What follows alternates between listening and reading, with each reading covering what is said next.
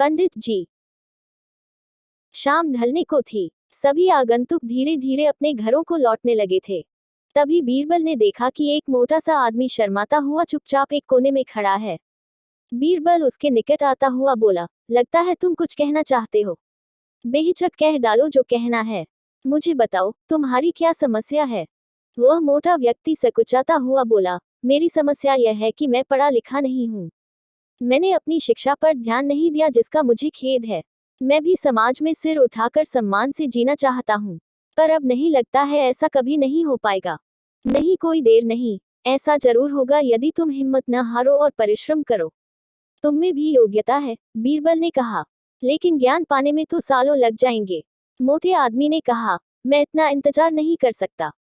मैं तो यह जानना चाहता हूँ कि क्या कोई ऐसा तरीका है कि चुटकी बजाते ही प्रसिद्धि मिल जाए।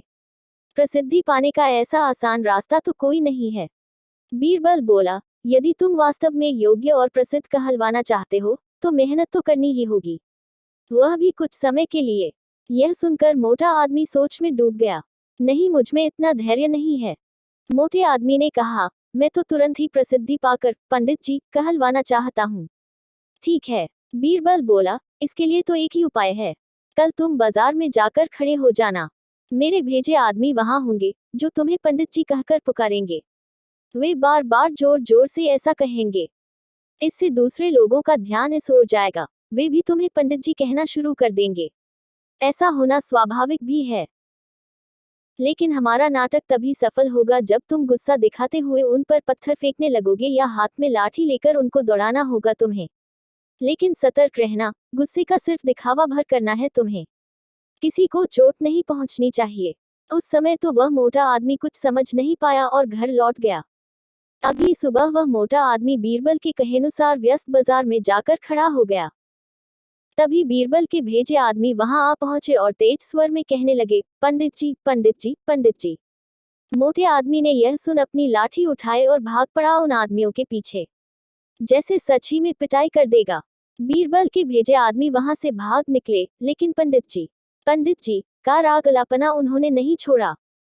कुछ ही देर बाद आवारा लड़कों का वहां घूमता समूह पंडित जी चिल्लाता हुआ उस मोटे आदमी के पास आ धमका।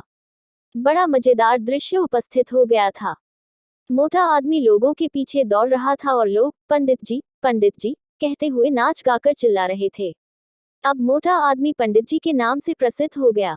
जब भी लोग उसे देखते तो पंडित जी कहकर ही संबोधित करते।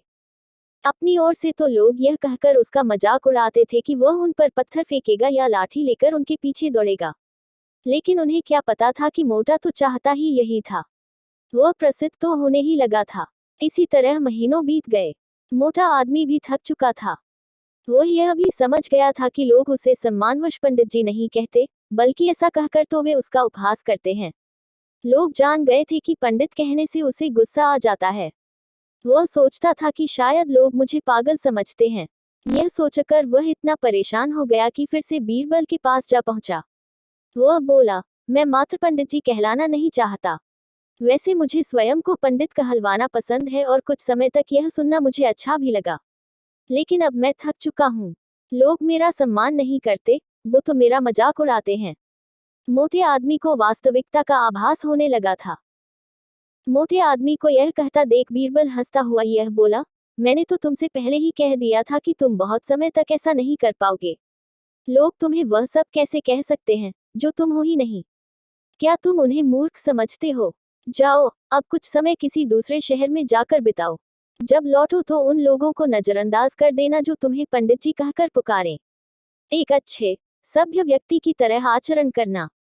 शीघ्र ही लोग समझ जाएंगे कि पंडित जी कहकर तुम्हारा उपहास करने में कुछ नहीं रखा और वे ऐसा कहना छोड़ देंगे। मोटे आदमी ने बीरबल के निर्देश पर अमल किया। जब वह कुछ माह बाद दूसरे शहर से लौटकर आया तो लोगों ने उसे पंडित जी कहकर परेशान करना चाहा, लेकिन उसने कोई ध्यान न दिया। अब वह मोटा आदमी खुश था कि लोग उसे उसके असली नाम से जानने लगे हैं। वह समझ गया था कि प्रसिद्धि पाने की सरल राह कोई नहीं है।